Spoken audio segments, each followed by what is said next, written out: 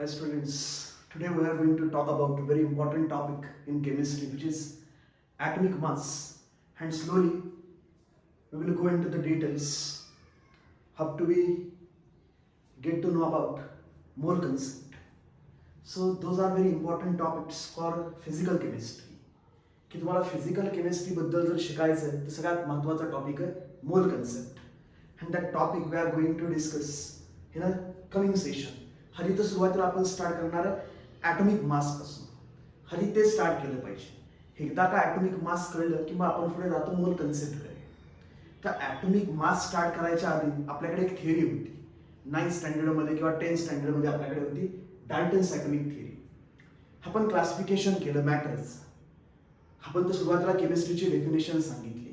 We define chemistry as a science which deals with study of matter and matter is classified depending on its physical or chemical composition. Physical state or chemical composition. On the basis of physical state, we classified the matter into three types, mainly three types: solid, liquid, and gas. Whereas on the basis of chemical composition, that means how the matter is made up of. On the basis of that chemical composition, we classified the matter into two types: pure substances and mixture. Mixture means matter is made up of two or more substances in various proportions. Their proportion is not fixed in the mixture. Whereas pure substances are those substances which are made up of only one kind of a substance. की ज्यांचे particles आहेत फक्त एकाच नेचरचे एकाच टाईपचे त्यांना आपण म्हणतो प्युअर सबस्टन्स. आणि मग प्युअर सबस्टन्स आपण परत क्लासिफाय केले पुढे. Pure substances are further classified as elements and compounds. If pure substance cannot be broken down into simpler substances by chemical means, we call that pure substance as element. And when pure substance is broken down into two or more simpler substances by chemical process, that pure substance is called as compound. तर अशा टाईपचं classification केलं आपण. आणि अजून एक classification केलं elements, की elements are further classified as metals, non metals, metalloids. तिकडे आपण बघितलं की मेटलचे काही प्रॉपर्टीज असतील. Like metals have lustre, they are malleable, ductile, good conductors of heat and electricity. Whereas non metals do not have lustre. Exceptions तर होतेच तिकडे, पण they do not have lustre, they are not malleable and ductile because non metals are brittle in nature. They are poor conductor of electricity. Graphite सारखे good conductors पण असतात non metals मध्ये. तर exception सगळीकडे असतात. आणि मेटॉलाइट्स म्हणजे आपण म्हणलं की मेटॉलाइट्स are those elements showing properties in between metal and non-metal. त्यांच्या दोघांच्या मधल्या प्रॉपर्टीज शो करणार आहे. तर कुठेतरी कोणीतरी मला काहीतरी व्हिडिओ दाखवला बाबा की मेटल्स म्हणजे बाबा कोणतरी काहीतरी शिकवत होतं की मेटल्स म्हणजे मुलं, नॉन मेटल्स म्हणजे मुली, आणि मेटॉलाइट्स म्हणजे मधलं, मुलगा पण नाही मुलगी पण नाही. अतिशय वल्गर अशा टाईपचं क्लासिफिकेशन, अशा टाईपच्या कमेंट्स आणि त्याच्यावरती तुम्ही हसणं अतिशय वाईट असल्यानं जगण्याचाच अधिकार नाही. मुलगा मुलगी आणि मधलं म्हणजे काय रे बाबा? मधलं म्हणजे तुझ्या हातात आहे का? तुझ्या हातात आहे काय जन्मणार तुला? प्रत्येकाला जगण्याचा अधिकार आहे बाळांना. नीट समजून घ्या सगळं की फक्त आपण काही केमिस्ट्री शिकायला नाही आलो, आपल्यावरती काही संस्कार पण घडणार आहेत इथे क्लासमध्ये. तर आपण फक्त इकडे केमिस्ट्री शिकायला नाही येत. तर अशा टाईपचे एक्झाम्पल्स किंवा अशा टाईपचे काही कन्सेप्ट तुम्ही दुसऱ्याला सांगताना एखाद्या पर्टिक्युलर वर्गाचा असा अपमान नका करू. शिक्षणाचा इम्पॉर्टन्स सगळ्यांना आहे आणि हक्क पण सगळ्यांना आहे की तो मुलगा असू देत, मुलगी असू देत, आणि मग काही असू देत, तृतीयपंथी लोक असू देत, त्यांना पण शिकण्याचा अधिकार आहे. आणि ते पण आपल्यामध्ये बसलेत, आपले व्हिडिओ बघतायत आता. त्यांनी काही कोणाचं वाईट केलं नाही त्यांच्यावरती हसण्यासारखं. तर असली काहीतरी माणसात एक्झाम्पल देऊ नका इकडे. माझ्याकडे येते जनरली बोलताना वगैरे की सर असं कसं वाटतंय मेटल्स नॉन मेटल्स. अतिशय घाण वाटतंय. मेटल्स नॉन मेटल्स एकदम सिंपल आहे बाळा. मेटलच्या काही प्रॉपर्टीज, नॉन मेटलच्या काही प्रॉपर्टीज आणि दोघांच्या मधल्या प्रॉपर्टीज शो करतात, त्यांना आपण म्हणतो मेटॉलाइट्स. उगीच काहीतरी मधलं शिक्षक आहे आपण, असले एक्झाम्पल पडतात का आपल्याला? तर ते जाऊ देत. ते एक भाग सांगितला तुम्हाला की कधी पण कोणाची फिजिकल चेष्टा, त्याच्या काय म्हणतात आपण कास्टवरती कमेंट, त्याच्या आपण म्हणतात की सेक्सवरती कमेंट, तो मेल आहे फिमेल आहे काही पण असू दे, शिमेल आहे, तर असं त्याच्यावरती नाही कमेंट करू शकत आपण. ट्रान्सजेंडर आहे त्याच्यावरती कमेंट्स नाही करू शकत आपण, आणि कोणीच करू शकत नाही. तर ते जाऊ देत, तो भाग वेगळा. आपण म्हणलं की chemistry is the science which deals with matter. आणि मग डाल्टन्स म्हणला किंवा त्याच्या आधी काही कणाद वगैरे असेल त्यांनी काही म्हणलं असेल की matter is made up of, or substance is made up of small particles. आणि मग डाल्टन्सनी सगळ्यात पहिलं सांगितलं बा की त्यांना ॲटम्स म्हणा. तर ही थेरी तुमची झालेली, इथे काही मी जास्त डिटेलमध्ये डिस्कस करणार नाही, मला जायचं पुढे थेरीच्या. तर आपण काय म्हणतो डाल्टन्स ॲटॉमिक थेरीमध्ये पहिला पॉईंट आपण सांगितलाच की all matter is made up of, all matter is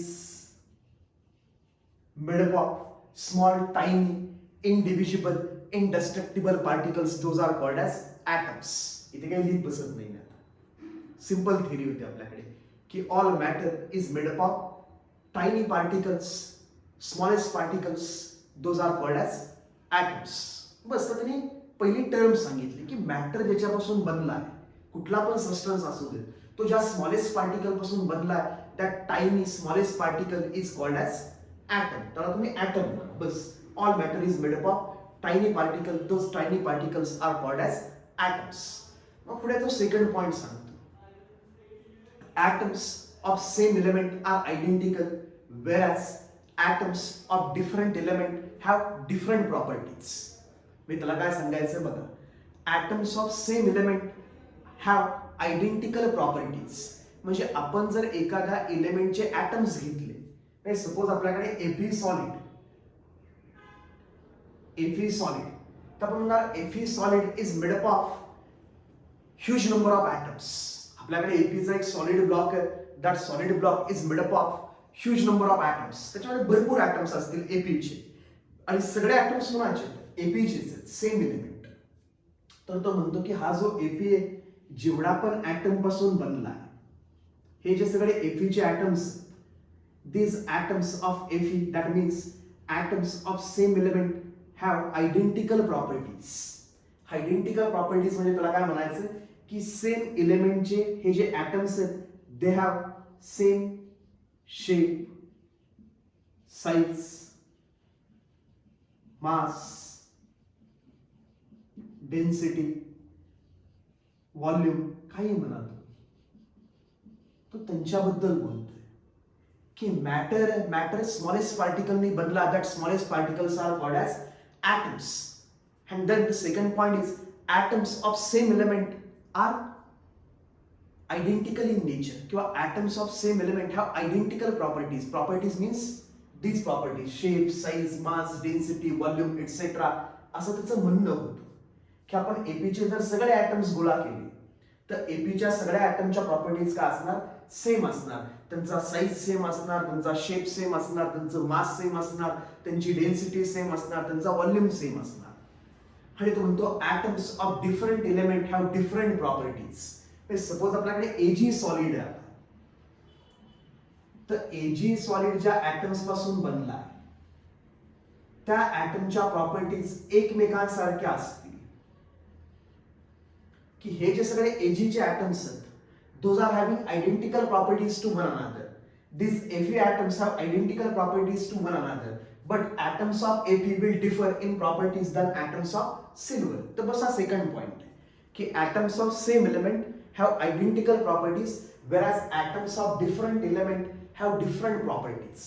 तसं म्हणणं आहे की डिफरंट एलिमेंटचे जर ॲटम्स असतील तर डिफरंट एलिमेंटच्या ॲटमचं मास सुद्धा डिफरंट असेल. आता ही थेरी आपण म्हणा की 18 सेंचुरीच्या आसपास त्यांनी लिहिलेली थिअरी आहे, तर भरपूर गोष्टी काही त्याला माहीत नाहीयेत. आता आपण या सगळ्या गोष्टींना एक्सेप्शन सांगू शकतो. फर्स्ट पॉइंटलाच आपण एक्सेप्शन सांगू शकतो की तो म्हणतो matter is made up of smallest particle, those are called as item.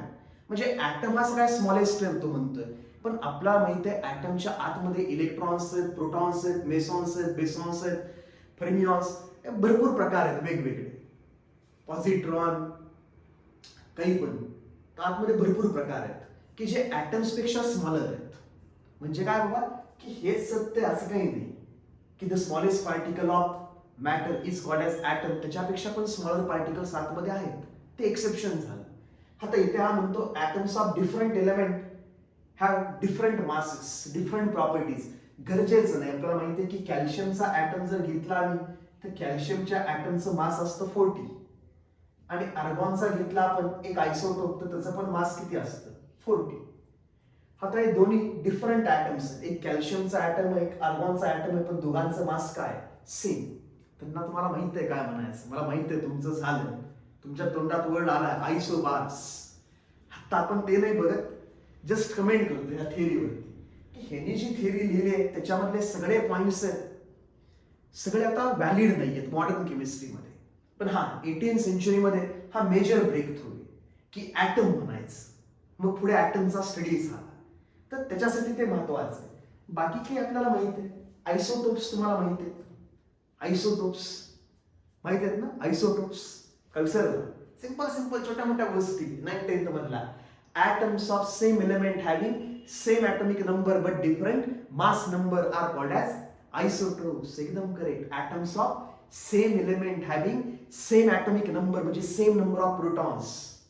atoms of same element having same number of protons, same atomic number but different mass number are called as isotopes. म्हणजे नंतर बाळांनो 19th century मध्ये वगैरे लोकांना कळलं की सगळेच्या सगळे atom same एलिमेंटचे एकाच नेचरचे नसतात, आयसोटोपिक फॉर्म मध्ये ते एक्झिस्ट करतात. की कार्बनचे ऍटम सगळ्यांचं मास 12 नसतं, काहींचं मास असतं 13 12, काहींचं असतं 13, काहींचं असतं 14. की कार्बनचे आम्ही सगळे ऍटम्स घेतले 100 ऍटम्स रँडमली तर 100च्या 100 ऍटम्स कार्बन 12चेच असतील असं गरजेचं नाही. 100 मधले 98 ऍटम्स कार्बन 12चे असतील, पण काही ऍटम कार्बन 13चे असू शकतात, काही ऍटम कार्बन 14चे असू शकतात. हे सगळे ऍटम्स कार्बनचेच आहेत पण त्यांचं मास डिफरंट आहे, त्यांना तुम्ही काय म्हणलाय आयसोटोप्स. आठवत असेल तर बाळा this one is atomic number mass number. पुढे आपण बघणार आहे डिटेलमध्ये, नसेल माहित तर जास्त टेन्शन घेऊ नको, तुला सगळं सांगणार सगळं केमिस्ट्रीमध्ये, काही टेन्शन काही सोडणार नाही. असू देत, कळलं नाही कळलं विषय वेगळा. आता काय बघतो आपण Dalton's atomic theory. All matter is made up of small tiny indivisible indestructible particles, those are called as atoms.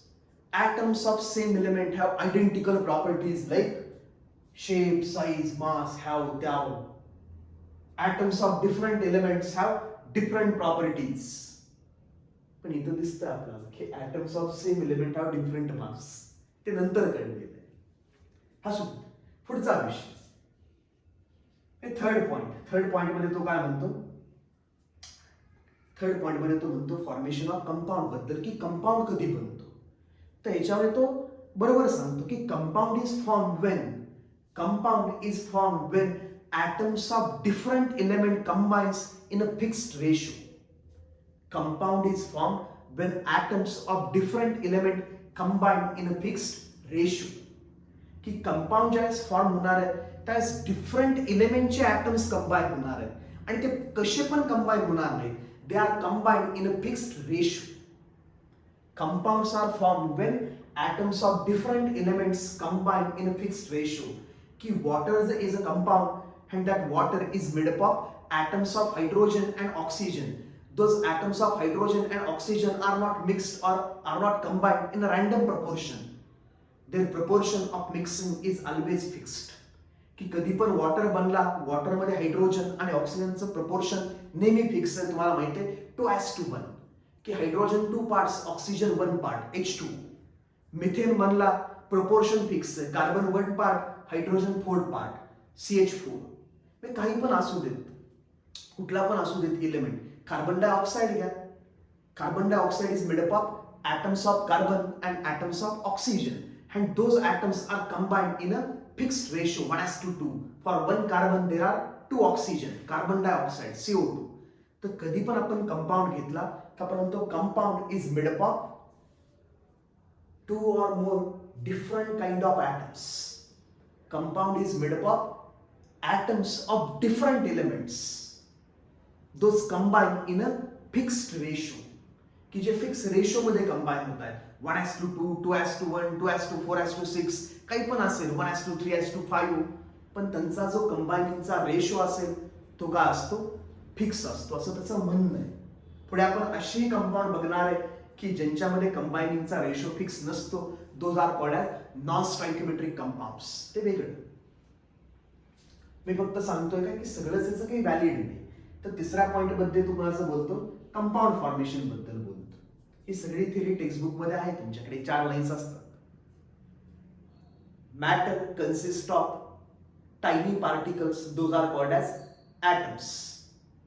Atoms of same element have identical properties like mass, whereas atoms of different elements differ in properties. Compounds are formed when atoms of different element combines in a fixed ratio. Proportion fixes. आणि last point, fourth point मध्ये तो म्हणतो, atoms are neither created nor destroyed. Atoms are neither created nor destroyed during a chemical reaction. तो म्हणतो की ज्यावेळेस chemical reaction होते त्यास केमिकल रिॲक्शन शब्द वापरत नव्हते, त्या शब्द वापरायचे केमिकल कॉम्बिनेशन. म्हणून टेक्स्टबुक मध्ये जर तुम्ही बघितलं तर लगेच असतं लॉज ऑफ केमिकल कॉम्बिनेशन. ते आपण शेवटी बघतो का, त्यासाठी हे सगळं माहित असणं गरजेचं असतं. नाही तुम्ही म्हणाल टेक्स्टबुक मध्ये स्टार्टलाच दिलेत लॉज ऑफ केमिकल कॉम्बिनेशन आणि हा घेतच नाहीये. ते लॉस कळायला तुला आधी सगळं कळलं पाहिजे ना, ॲटमचं मास, मॉलिक्युलचं मास, मोल्स, व्हॉल्यूम, मग ते कळतं. उलटा असतं, डायरेक्ट नसतं. तर ते जाऊ देतो. विषय चालला कुठला, फोर्थ पॉइंटचा. आणि फोर्थ पॉइंट मध्ये तो कशाबद्दल बोलतोय, केमिकल रिॲक्शन बद्दल बोलतोय. त्याला ते केमिकल कॉम्बिनेशन म्हणायचे. Chemical combination. Chemical combination is nothing but chemical reaction. त्याला आपण रिॲक्शन म्हणतो. तर तो त्यावेळेस काय म्हणाला की during chemical combination of matter, की दोन वेगवेगळे मॅटर ज्यावेळेस कंबाईन होत असतील म्हणजे त्यांच्यामध्ये रिॲक्शन होत असेल, during chemical combination of matter atoms are neither created nor destroyed. म्हणजे ऑटोमॅटिक ॲटम्स क्रिएट पण होत नाहीत आणि काय डिस्ट्रॉय पण होत नाहीत. म्हणजे सिंपल, आपण एक सिंपल एक्झाम्पल घेऊयात अशा types. H2 gas plus O2 gas gives twice H2O gas. ही रिॲक्शन तुम्ही अशी लिहिता आणि दोन्ही साईडला ॲटम बॅलन्स करा. हे दोन्ही साईडला जे ॲटम्स तुम्ही बॅलन्स केले, it is nothing but application of this fourth point of Dalton's theory. It is application of law of conservation of mass. ते नंतर कळेल.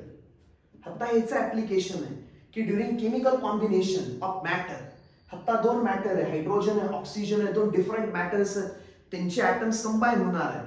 तर झालं काय बा, इकडे 4 हायड्रोजन, इकडे पण किती 2 × 2 4 हायड्रोजन, इकडे 2 ऑक्सिजन, इकडे पण किती 2 ऑक्सिजन. म्हणजे काय झालं, atoms are neither created nor destroyed. इकडे जेवढे हायड्रोजनचे ॲटम्स होते राईट साईडला तेवढेच हायड्रोजनचे ॲटम्स आहेत, जेवढे ऑक्सिजनचे ॲटम्स आहेत तेवढेच इकडे ऑक्सिजनचे ॲटम्स आहेत. असं कधी होत नाही की एखादा ॲटम गडप झाला किंवा एखादा एक्स्ट्रा ॲटम आतमध्ये तयार झाला. ह्याला आपण म्हणतो law of conservation of atoms. Generally law of conservation of atoms हे जे स्टेटमेंट आहे त्याला म्हणतो law of conservation of atoms. की ॲटम्स कन्झर्व होतात, ते क्रिएट झाले नाहीत आणि डिस्ट्रॉय पण झाले नाहीत. म्हणून तो काय म्हणतो की during chemical combination of matter, during chemical combination of matter atoms are neither created nor destroyed, they only undergo rearrangement. They only undergo rearrangement. की ॲटमची रिअरेंजमेंट होती, ते क्रिएट किंवा डिस्ट्रॉय होत नाही, फक्त रिअरेंज झाले. आधी काय होतं बाळा, फक्त हायड्रोजनला हायड्रोजन ॲटम अटॅच होता.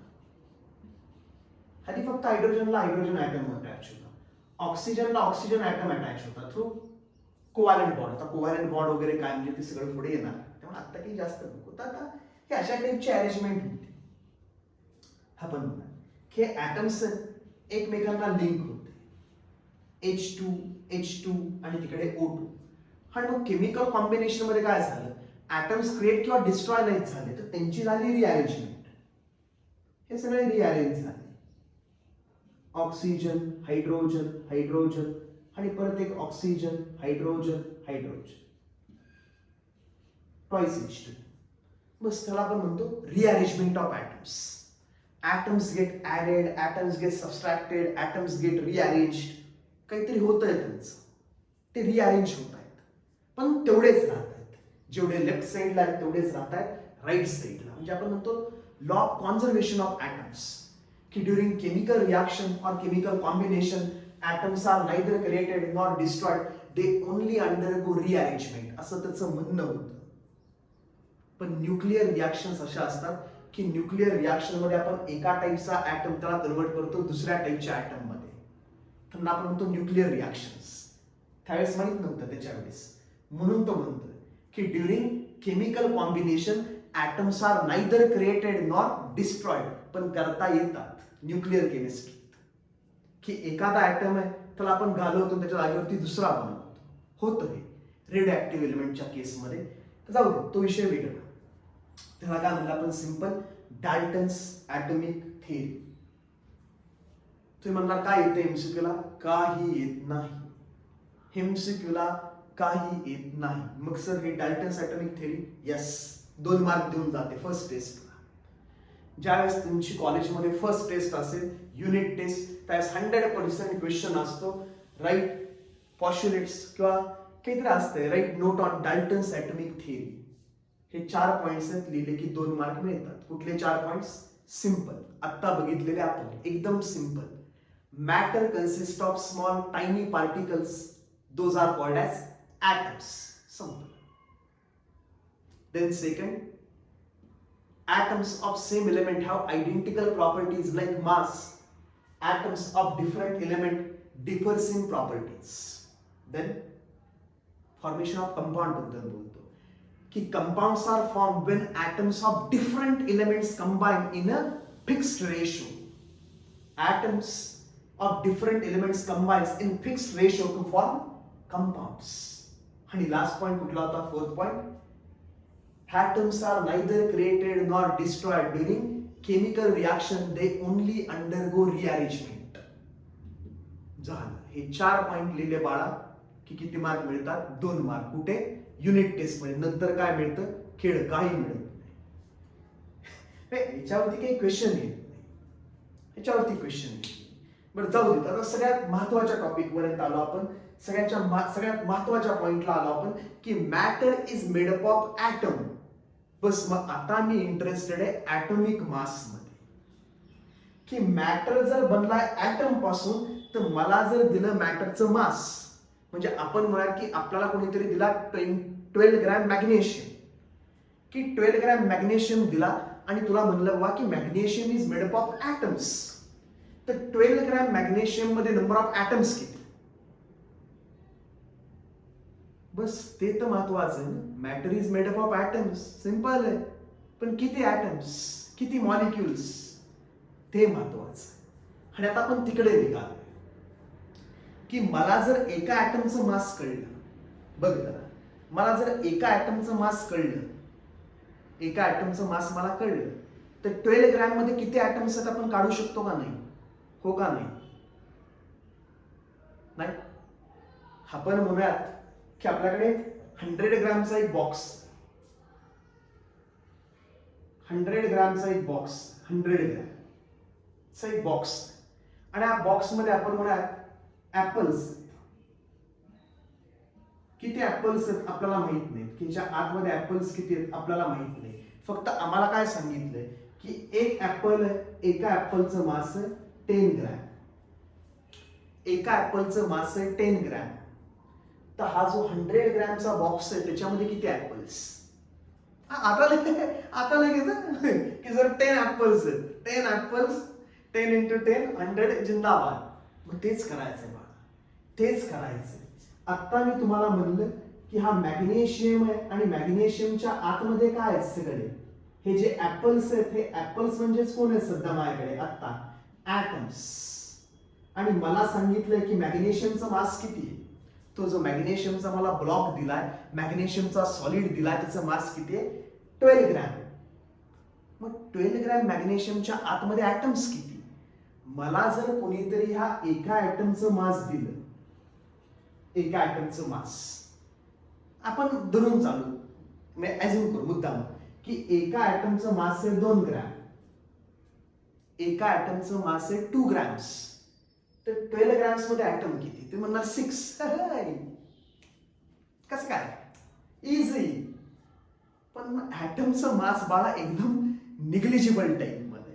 आपण आत्ताच तर म्हणतोय the smallest tiny particle of matter is called as atom. मग त्याचा मास बाळा सायंटिफिक नोटेशनच्या वेळेस बघितलं आपण की mass of one hydrogen atom is 0.0 मध्ये चुकलं कुठेतरी आपण 0 देणार.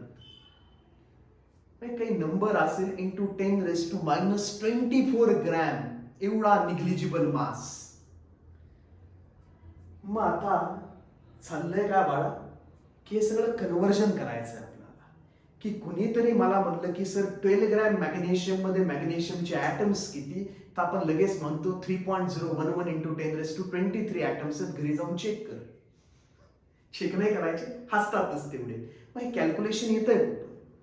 की एखादा आपल्याला म्हणला बा हा H2 आहे, आपण म्हणाल की H2 आहे, हा H2 is made up of molecules.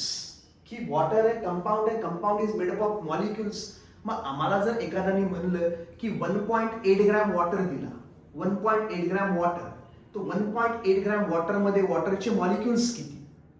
तर आपण लगेच म्हणतो 6.022 इंटू 10⁻22 मॉलिक्युल्स. तुम्हाला हे नंबर्स आले कुठून? आणि हा इतक्या पटकन कसा सांगतोय? तुम्ही माझ्यापेक्षा जास्त पटकन सांगणार आहे. माझं तरी वय झालंय, मला तरी वेळ लागेल कॅल्क्युलेशनसाठी. तर मी सट्ट दिशेने सांगणार, फक्त काय थोडा वेळ द्यायचा आहे. मग आपल्याला हे सगळं जे कन्व्हर्जन करायचंय की कंपाऊंडचं मास दिलं तर आतमध्ये मॉलिक्युल्स किती, हे काढण्यासाठी आपल्याला आधी काय माहित पाहिजे बाळा? एका ॲटमचं मास, किंवा आपल्याला माहित पाहिजे एका मॉलिक्युलचं मास. मग आता आपण चाललोय पुढे ॲटॉमिक मास कडे. की all matter is made up of small tiny particles, those are called as atoms. आणि आता एका ॲटमचं जे मास आहे it is called as atomic mass. आता सगळ्यात महत्वाच्या पॉइंटकडे चाललो आपण हळूहळू. तर तुम्हाला डायरेक्ट मी काही फसवणार नाही. टेक्स्टबुक मध्ये दिलेलं असतं, इंटरनेटवरती तुम्ही काही व्हिडिओ बघता की ॲटॉमिक मास कसं कॅल्क्युलेट करायचं, तसला थपा मी मारणार नाहीये. सध्या मी तुम्हाला ऍक्च्युअल सांगणार आहे की atomic mass is a modern science. Atomic mass म्हणजे काही ओल्ड सायन्स नाही बाळा, खतरनाक. ॲटॉमिक मासच डिटरमाइन केलंय 19th सेंचुरी मध्ये. हे एकदम मॉडर्न आहे, कारण जो दिसतच नाहीये ॲटम त्याचं मास मेजर करायचंय, ते सगळं कॉम्प्लिकेटेड आहे. हे इझी नव्हतं.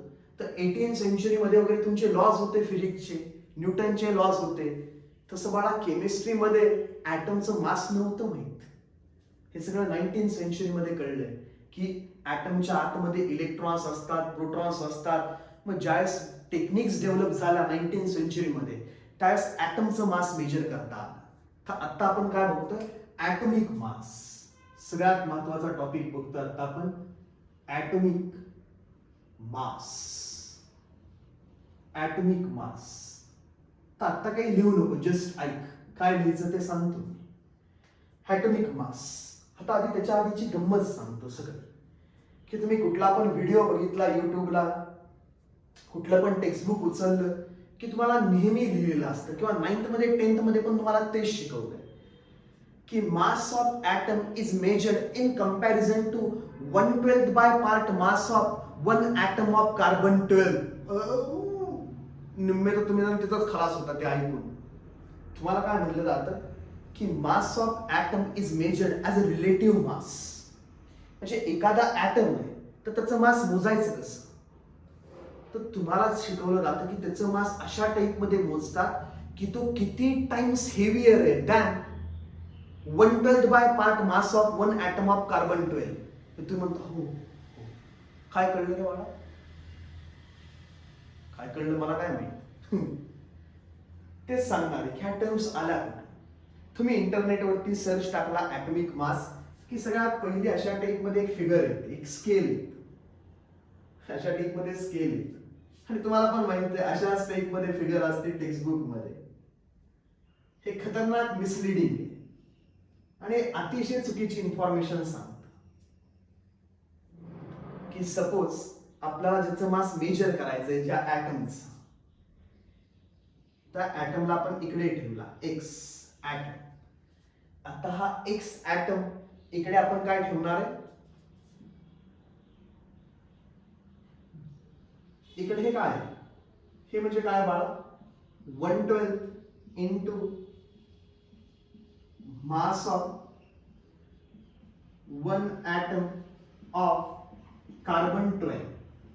तुम्हाला C12 काय, it is a isotope, it is a stable isotope of carbon, carbon 12. बाकी कार्बनचे आयसोटोप्स असतात ना, 12, 13, 14, तर त्यातला एक पर्टिक्युलर आयसोटोप रेफरन्स म्हणून सिलेक्ट केला. तर आपण म्हणतो की हा atom 112 mass of one atom of carbon 12 च्या किती टाइम्स आहे, त्याला काय म्हणायचं, ऍटॉमिक मास. म्हणजे असं तराजू घेऊन जायचं, स्केल घेऊन जायचं, त्यात एक ऍटम ठेवायचा, एक ऍटम, आणि ह्यात काय ठेवायचे, 112 bye part mass of carbon 12 चे असे पार्ट्स ठेवायचे. जो ऍटम दिसतच नाही त्याला अशा स्केल मध्ये ठेवणार काय, आणि असं चित्र काढून सांगणार जगाला की मास ऑफ ऍटम कसं डिटरमाइन करतात. फुल थपा, फुल मिसलिडिंग, असं दिसं काही नाही. हे आलं कुठून, ही फिगर कुठून आली ते मी तुम्हाला सांगतो, तर सगळं बॅकग्राऊंड सांगतो. तुम्ही म्हणाल होऊ शकत कसलं कॉम्प्लिकेटेड, लक्षात नाही ठेवायचं, जस्ट हिस्ट्री सांगतोय तुम्हाला की ऍटॉमिक मास येतो कुठून. आणि मग हा जो सगळा प्रकार आहे हे काय, हे सगळं सांगतो तुला, फक्त तू आता नीट लक्ष द्यायचंय. तासभर, एक तासभर एकदम नीट लक्ष द्यायचंय, शांत ऐकायचंय सगळं, नाही तर कन्फ्युज होशील. आणि बरं, हे काही खतरनाक आहे तुला लक्षात ठेवायचं असं नाही, लक्षात ठेवायच्या गोष्टी वेगळ्या आहेत, त्यावेळेस मी सांगेन. आता मी जस्ट तुला एक बॅकग्राऊंड देतो की ऍटॉमिक मास म्हणजे बाळा मास of one atom of an element is called atomic mass of that element. एवढी लाईन लिहून ठेव, जस्ट एवढं सेंटेन्स फक्त लिहून टाक की ऍटॉमिक मास म्हणजे ऍक्च्युअल त्याचं मासच असतं, दुसरं काही नसतं. हा आपण जे म्हणतो की कार्बनचं मास 12, हायड्रोजनचं मास 1, ऑक्सिजनचं mass 16, those are not atomic masses, those are relative atomic masses. ते रिलेटिव्ह ऍटॉमिक मासेस असतात, पण ते जास्त यूज करतात म्हणून आपण डायरेक्टली त्याला ऍटॉमिक मासच म्हणतो, पण ते तसं नसतं. Actual atomic mass, actual, it is nothing but mass of one atom of that element. एका ऍटमचं रिअल मास किती आहे बाबा, ग्रॅम मध्ये, किलोग्रॅम्स मध्ये, आपण बघितलं ना एसआय युनिट्स. बस मग त्याला आपण म्हणतो ऍटॉमिक मास, की actual mass of one atom of an element is called as atomic mass of that element. एजीचं ऍटॉमिक मास, सिल्वरचं ऍटॉमिक मास म्हणजे काय रे बाळा, it is mass of one atom of silver.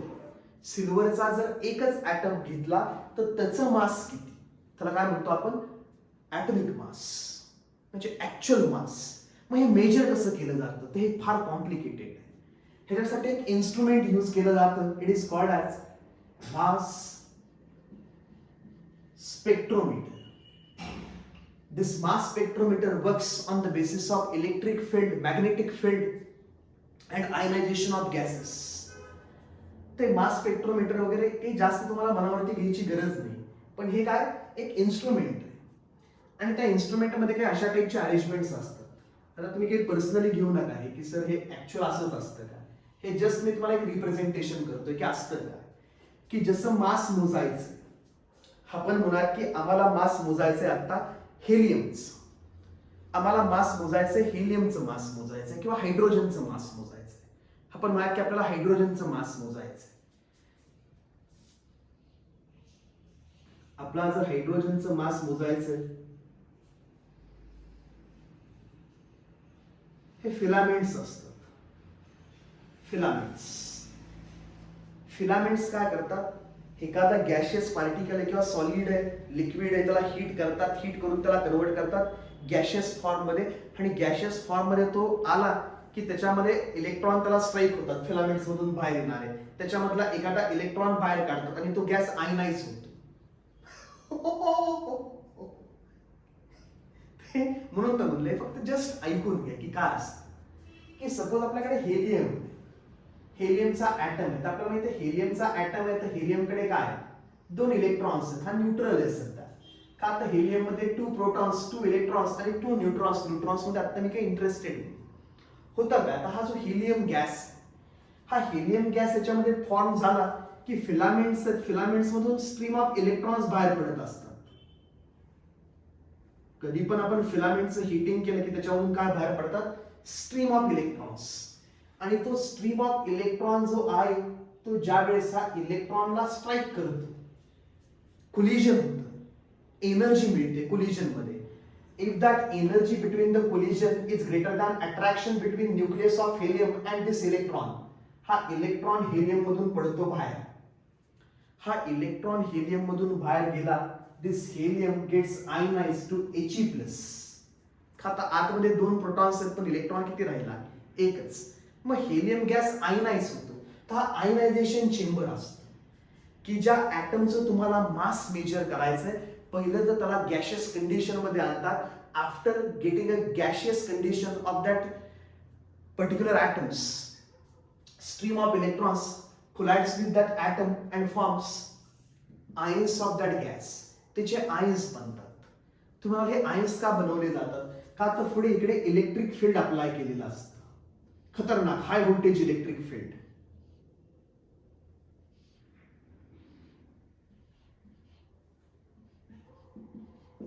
इथे खतरनाक हाय व्होल्टेज इलेक्ट्रिक फील्ड असतं. आणि मग इलेक्ट्रॉन्स इकडे, सॉरी, हा हेलियम गॅस आपण म्हणा की He+ ॲटम्स म्हणजे आयन्स इकडे आले की काय होतात की ह्या हाय व्होल्टेज मध्ये ऍक्सलरेट केले जातात. बघा, सपोज आपण म्हणा की हा पॉझिटिव्हली चार्ज प्लेट आणि आपण म्हणा की निगेटिव्हली चार्ज प्लेट. ते positively charge ions negatively charge प्लेटकडे काय होणार, ऍक्सलरेट होणार. आणि मग होल्स असतात प्लेट्सला. त्या होल्स मधून एक पाथ निघतो सगळ्या ऍटमचा, की सगळे ऍटम स्ट्रेट लाईन मध्ये निघतात. आता हे स्ट्रेट लाईन मधले निघालेले जे सगळे आयन्स आहेत गॅसचे, म्हणजे ऍटम्स आहेत, ऍटम्स मधून एक एक इलेक्ट्रॉन बाहेर काढला आहे आणि त्यांना कन्वर्ट केलंय गॅशियस आयन्स मध्ये. तर हा स्ट्रीम ऑफ गॅशियस आयन्स आहे. अंडर द इलेक्ट्रिक फील्ड हे पुढे चाललेत. मग आता हे निघालेत असे स्ट्रेट लाईन मध्ये, तर पुढे मॅग्नेटिक फील्ड अप्लाय करून यांचा पाथ आहे तो डिप्लेक्ट केला जातो. इथे असतं मॅग्नेटिक फील्ड. मॅग्नेटिक फील्ड इकडे इलेक्ट्रिक फील्ड आहे, इकडे मॅग्नेटिक फील्ड आहे. आणि याची सगळी कॅल्क्युलेशन्स असतात की इलेक्ट्रिक फील्ड किती अप्लाय केलं, हेलियम वरती चार्ज किती डेव्हलप झाला होता, मॅग्नेटिक फील्ड वगैरे किती अप्लाय केलं. आणि मग मॅग्नेटिक फील्ड मध्ये हे जे आयन्स आहेत त्यांचा पाथ होतो चेंज आणि हे पुढे स्ट्राईक केले जातात मेटल सरफेसला. इथे मेटल डिटेक्टर असतो. मेटल तुम्हाला माहिती आहे, metals are free electrons on its surface, mobile electrons. तर ज्यावेळेस हे गॅशियस आयन्स ह्या मेटल सरफेसला स्ट्राईक होतात, हे आयन्स आहेत, ह्याच्या सरफेसला स्ट्राईक झाले की त्या सरफेसवरून इलेक्ट्रॉन घेतात, आणि परत होतात न्यूट्रलाइज. आता ह्याच्या सरफेसवरती इलेक्ट्रॉन वगैरे घेतले की करंट डेव्हलप होतो. का तर नंबर ऑफ इलेक्ट्रॉन चेंज होतात, करंट डेव्हलप होतो. आणि मग त्याचं सगळं कनेक्शन असतं बाळा इकडे, कशाला, इकडे कनेक्शन असतं त्याचं कम्प्युटर. हे कॅल्क्युलेशन एवढी सिंपल नाही आहेत ना की तुम्ही बसलाय आणि हाताने कॅल्क्युलेट करत बसलाय. ते सगळं डिटरमाइन केलं जातं की कुठला ऍटम एवढ्या रेडियसनी डिफ्लेक्ट करायला, हा पाथ आहे, त्याची रेडियस वगैरे असते सगळं, की कुठला ऍटम. आता तुम्हाला सिंपल कळतंय बघ की जेवढा ऍटम हेवियर, जेवढा जास्त हेवियर निघालाय त्याला डिफ्लेक्ट करायला मॅग्नेटिक फील्ड पण काय अप्लाय करावं लागणार, जास्त. जेवढा लाइटर ऍटम, मॅग्नेटिक फील्ड पण काय लागणार, कमी लागणार त्याला डिफ्लेक्ट करायला, इकडे आणायला, पाथ डिफ्लेक्ट करायचं. बघा ट्रक एका स्पीडनी चाललाय 400 km/h आणि त्याला टर्न करायचं, तर असं करणार का आपण. आणि एखादी आपण म्हणा की बाईक 400 km/h चालली, त्याला टर्न करायचं, तर इझी कुणाला, त्याचं मोमेंटम जास्त असेल, मास जास्त, मोमेंटम जास्त, त्याला डिफ्लेक्ट करायला जास्त फोर्स अप्लाय करावा लागेल. लाइटर पार्टिकल असेल, लाइटर पार्टिकलचं मोमेंटम कमी असेल, त्याला डिफ्लेक्ट करायला कमी फोर्स अप्लाय करावा लागेल. तर तर ही सगळी कॅल्क्युलेशन्स यूज करून इथे तो स्ट्राईक झाला ऍटम की करंट डेव्हलप होतो. आणि किती करंट डेव्हलप झाला म्हणजे करंटची इंटेन्सिटी ते आपल्याला सांगते की याच्यामधून किती ऍटम्स आले आणि तिकडे येऊन धडकले, म्हणजे एवढं कॅल्क्युलेशन असतं. तर इथे ग्राफ प्लॉट होतो स्क्रीनवरती ऑटोमॅटिकच. इकडे ग्राफ प्लॉट होतो, इकडे असतं इंटेन्सिटी. वाय ऍक्सिस वरती असते इंटेन्सिटी. आणि इंटेन्सिटी बाळा कुणावरती डिपेंडंट आहे? जेवढे स्ट्राईक होणार गॅशियस आयन्स ह्या सरफेस वरती, इलेक्ट्रॉन रिमूव्ह करणार, ते डायरेक्टली प्रोपोर्शनल टू इंटेन्सिटी. म्हणजे हे एक्सपेरिमेंट चालू असताना किती ऍटम्स धडकले, number of atoms is directly proportional to intensity. म्हणजे इंटेन्सिटी तुम्हाला इन्फॉर्मेशन देते की तुम्ही हा जो एक्सपेरिमेंट केला त्यास किती ऍटम स्ट्राईक झाले इथं, त्याच्याबद्दल समजून घ्या गोष्ट. नाही येणार तुम्हाला, कोण विचारणार पण नाही काय. आणि हा जो एक्स ऍक्सिस वरती असतं बाळा मास. मग ज्यावेळेस मास स्पेक्ट्रोमीटर मध्ये त्यांनी टाकला हायड्रोजन, ह्याचे फॉर्म्युले पण आहेत. तुम्हाला जास्त इंटरेस्ट असेल तर तुम्ही इंटरनेटवरती बघू शकता, पण ह्याच्यावरती एमसीक्यू वगैरे येत नाही का. तर तुम्हाला माहिती आहे, सगळेजण सांगतात तराजू असतो, एक ऍटम ह्यात टाकायचा, दुसऱ्या ऍटम ह्यात टाकायचे आणि बघायचं बॅलन्स करायला दुसऱ्याचे किती ऍटम्स लागले. तसलं नसतं. ते इन्स्ट्रुमेंट आहे mass spectrometer. And mass spectrometer gives mass of one atom of element. Actual mass देतं सगळं, त्याची कॅल्क्युलेशन्स करून. Electric field, magnetic field, path of deflection, सगळी कॅल्क्युलेशन्स केली की इकडे कम्प्युटर सगळं कॅल्क्युलेशन करतो आणि त्याच्यावरून एक लाईन येते. एक लाईन येते अशी. That line gives information about mass of one atom. की सपोज याच्या आतमध्ये जर आपण हायड्रोजन फिल केलाय तर ऍक्च्युअल मास देतो हायड्रोजनचं, की ऍक्च्युअल मास हायड्रोजनचं किती? 1.66 इंटू 10⁻⁻24 ग्रॅम. तर त्यावेळेस आम्हाला कळलं रियालिटीमध्ये की mass of one atom of hydrogen is actually 1.67. असं आपण हे अप्रॉक्सिमेट केले फिगर. आपल्याला काही पाठ नाहीत करायचे नंबर, फक्त तुमच्यासाठी मी सांगतो की mass of one hydrogen atom is 1.66 into 10⁻⁻24 grams. तिथे हा ग्राफ जनरेट होतो. आणि तुम्हाला हे काय आहे, हे बाळा इकडे एक्सप्लेन केलं तुम्ही असं वाय ऍक्सिसला. तर ही जी intensity it is directly proportional to number of atoms. की हायड्रोजनचे किती ॲटम्स एवढ्या मासचे इथे स्ट्राईक झाले ह्या प्लेटला, किती इन्फॉर्मेशन देते. म्हणजे हा जो इंटेन्सिटी जो आहे इकडे प्रॉपर्टी, त्याला तुम्ही रिप्लेस करू शकता कशाने? Number of atoms. की सपोज आतमध्ये मास स्पेक्ट्रोमीटर मध्ये 100 ॲटम्स होते आणि 100च्या 100 हायड्रोजनचे ॲटम्स इथे स्ट्राईक झाले, तर हे जे आहे आम्हाला सांगतं 100.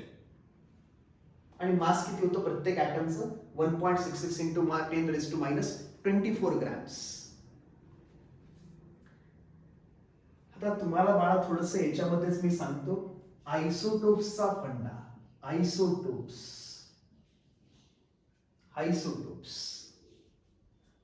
आयसोटोप्सचा फंडा. तुम्ही आयसोटोपची डेफिनेशन तर शिकला. आयसोटोप्स म्हणजे तुम्ही काय म्हणाला? Isotopes are atoms of same element having same atomic number but different mass number. काय म्हणला तुम्ही? Isotopes are atoms of same element having same atomic number but different mass number. मग आयसोटोप्स असतात कळलं कसं? डाल्टन तर काय म्हणलं होतं आपल्याला?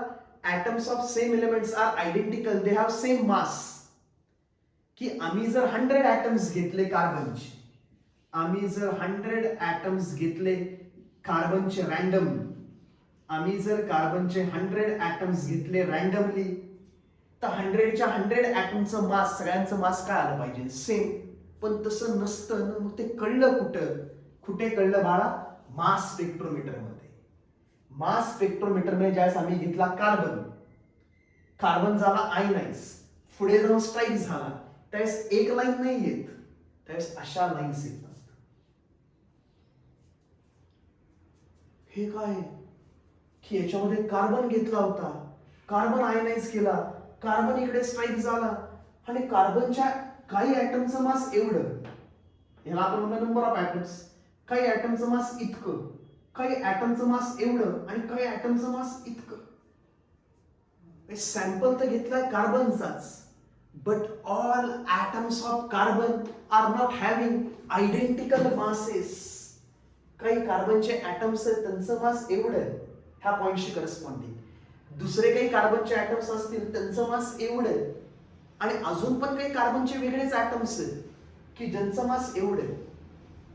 पण बाळा ह्याला आपण काय म्हणतो आयसोटोप्स. त्यावेळेस कळतं की अरे सगळे ऍटमचे तर सगळे ऍटम्स तर कार्बनचेच होते, पण सगळ्यांचं मास काय नाहीये, सेम नाहीये. मग आपण म्हणतो की कार्बन 12, की कार्बनचे काही ऍटम्स आहेत त्यांचं मास 12 असतं, कार्बनचे काही ऍटम्स आहेत त्यांचं मास असतं 14, कार्बनचे काही ऍटम्स आहेत त्यांचं मास असतं 13. तर मला आयसोटोप्स तिथून आले. आयसोटोप्स काही दिसले नाही. आयसोटोप कार्बन 12 चाललाय, तरी कार्बन 14 मागलं. ओ हो कार्बन 14. हे सगळं कुठून आलंय, मास स्पेक्ट्रोमीटर. म्हणून मला बॅकग्राऊंड महत्वाचं आहे, हा गोष्टी माहित असणं महत्वाचं आहे की ऍटॉमिक मास कुणी पण शिकवेल तुम्हाला की atomic mass is a mass of one atom and atomic mass is generally express as a relative atomic mass. Atomic mass of elements means how many times mass of one atom is heavier than 1/12 by part mass of one atom of carbon 12. तुम्ही नुसताच कळलं? कळलं मिळलं आता कळेल, आता कळेल.